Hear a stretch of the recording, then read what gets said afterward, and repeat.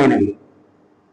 ఆయన మాటలలో ఎలాంటి దోషము కానీ ఎలాంటి అపవిత్రత కానీ ఉండదు.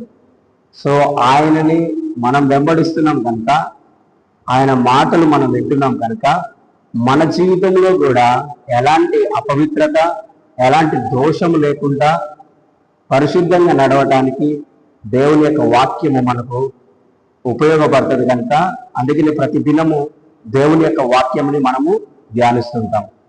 ఇంకా మంచిగా చెప్పాలంటే మన కీర్తన 19వ అధ్యాయము 7వ వచనం నుంచి మనం ధ్యానించినట్లయితే లేదంటే చదివినా కూడా అక్కడ చాలా స్పష్టంగా దేవుని యొక్క వాక్యము రాయబడి ఉంటుంది. ఏంటిదంటే యెహోవా వాక్యము, యెహోవా మాటలు యథార్థమైనవి, అవి నీ ప్రాణమును తెప్పరిల్ల చేస్తాయనంటే అర్థం ఏంటిదంటే నీ యొక్క సోల్ని, నీ ప్రాణం అంటే నీ సోల్ని కన్వర్ట్ చేస్తుంది.